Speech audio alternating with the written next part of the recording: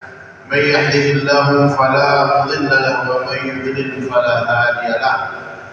أشهد أن لا إله إلا الله وحده لا شريك له وأشهد أن محمدا عبده ورسوله لا نبي بعده.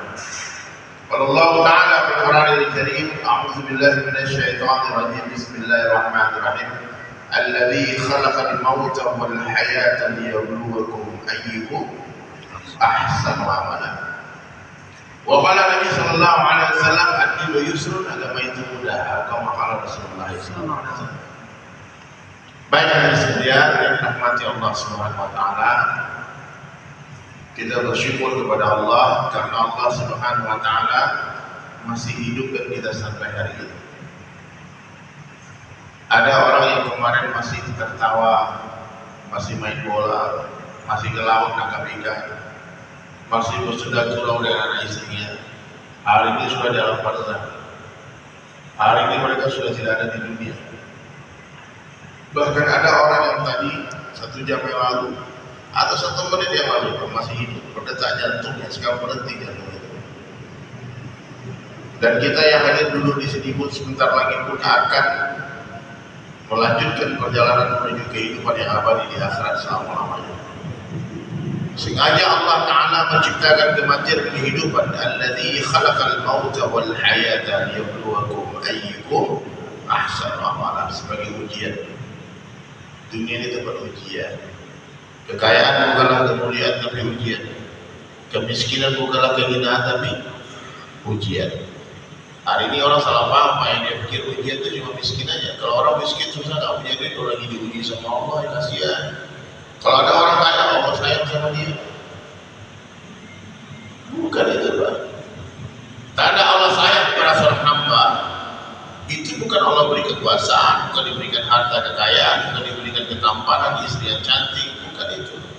Bukan diberikan popularitas terkenal. Tanda Allah sayang kepada seseorang itu Allah berikan yufaqihu fiddin, diberikan kepahaman akan perkara agama. Kayak bapak-bapak ibu yang ada di sini kasih Allah semua. Panas-panas, siang-siang di saat orang lagi lelah tidur, sibuk mengejar dunia, kalian duduk di sini dengar kajian. Ya, berapa banyak orang mendengar ini? Jadi hadirin sekalian, tidak ada hubungannya kebahagiaan dengan kekayaan. Bapak ibu jangan pikir orang kaya bahagia. Tadi kita jadi bahas sama Pak Haji, dia semua cerita itu orang-orang yang banyak harta, apalagi yang didapat dengan yang haram, koruptor, bapak pikir bahagia.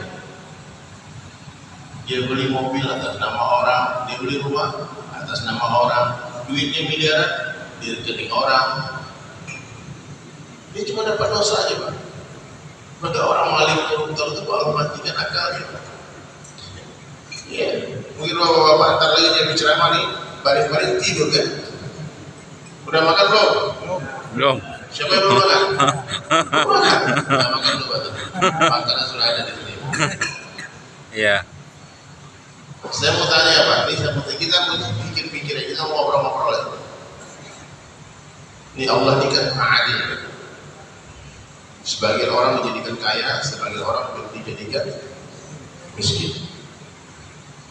Terus di mana letak maha adilnya Allah?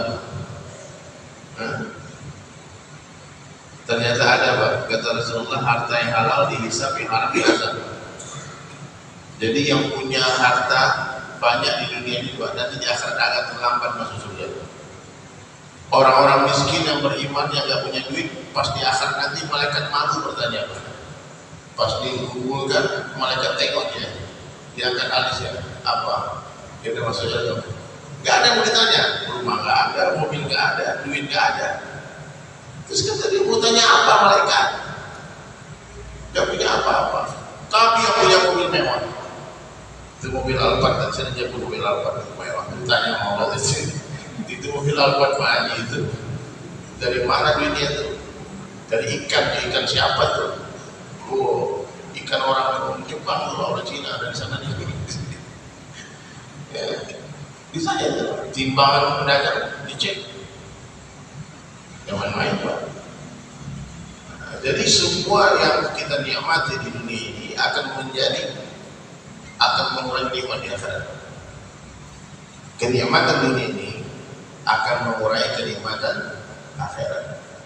Maka orang-orang miskin yang beriman akan masuk surga 500 tahun lebih awal daripada orang-orang kaya yang beriman.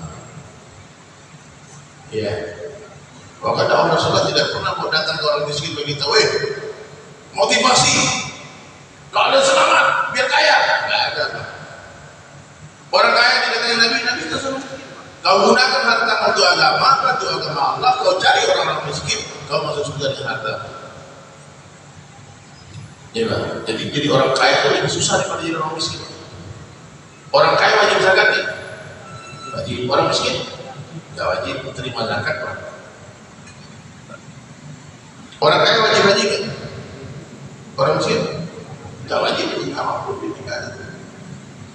Jadi orang yang ridho dengan nikmat yang sedikit di dunia, maka Allah Ta'ala akan ridho atas amal yang sedikit di dunia. Jadi kalau orang kaya harus banyak amal, sedekah harus banyak, betul nggak? Dan kalau kita pikir-pikir lagi banyak, ternyata orang miskin ini lebih mudah jadi dermawan ketimbang jadi orang kaya. Ini abang-abang yang tahu ya, di sini mungkin yang lagi punya duit di kantongnya 20.000 atau 10.000, dia cuma 10.000 aja. Tiba-tiba kita tengok ada orang gemetar, kayaknya lapar. Kenapa kamu udah makan belum? Kenapa kamu nggak ada duit? Saya yakin amal dengan mudahnya memberikan uang 10.000. Bang, makan dulu. Terus amal ada bilang, nanti makan. Jadi orang miskin dia dengan mudah menginfakkan seluruh hartanya di Allah, betul nggak? Tapi kalau bapak ini punya uang 1 miliar, tiba-tiba ada orang datang bilang beli kena pinjol, kena utang 10 berapa? 1 M, bisa nggak berikan seluruh harta? Ibu dapat bayar utang, susah. Maka Rasulullah SAW pernah mengatakan kadang 1 dinar itu lebih baik daripada 100.000 dinar. Orang sedekah 100.000 kadang-kadang lebih baik daripada orang yang sedekah 100 miliar. Kok bisa? Sama-sama ikhlas, yang 100.000 ikhlas, yang 100 miliar ikhlas. Kita tanya yang 100.000, Bang, masih ada duit Bang? Alhamdulillah Ustaz, uang 200.000, 50% aku sedekah, 100.000 untuk bekal hari. Berapa persen? 50%. Ada lagi orang 100 miliar. Haji, banyak kan ini 100 M nih. Susah bagi-baginya nih. Tenang saja. Uang di rekeningku 1 triliun. Masih ada 900 M. Mana yang lebih besar, 100.000 atau 100 miliar? 100.000. Jadi 100 miliar itu baru 10%. Akan sama nilainya yang punya uang 1 triliun kalau berarti sedekah 500 miliar. Tapi itu agak mustahil, agak susah. Bapak punya sepeda motor atau sepeda ontel 2 lah. Teman kita tetangga kita nggak punya sepeda Pak. Dengan ikhlas, dengan mudah kita berikan 1 juta, betul nggak? Aku sepedaku 2, kau pakai 1. Tapi kalau punya 2 mobil Alphard, teman lama datang naik Grab. Mana naik Grab? Nggak ada mobil. Alhamdulillah aku punya 2 mobil Alphard, buat kau 1, berani nggak Pak? Maka beruntunglah orang-orang yang dimiskinkan di dunia ini. Dunia banyak, mudah mereka menghabiskan hartanya. Nah, makanya harus kalian ketika kacamata akhirat kita pakai muncul terbalik dengan kacamata dunia. Kalau kacamata dunia orang kaya kasihan dan orang miskin, betul kan? Kasihan. Tapi kalau kacamata akhirat orang-orang miskin kasihan dan orang kaya.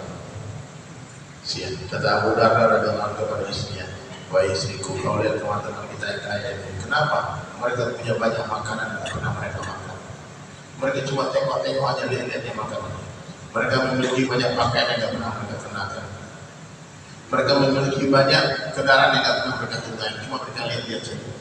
Mereka memiliki banyak rumah yang tidak pernah mereka tempati. Rumah mereka di mana-mana ada, setiap rumah ada rumahnya dia, tapi tidak pernah dia tidur di sana, tidak pernah dinikmati.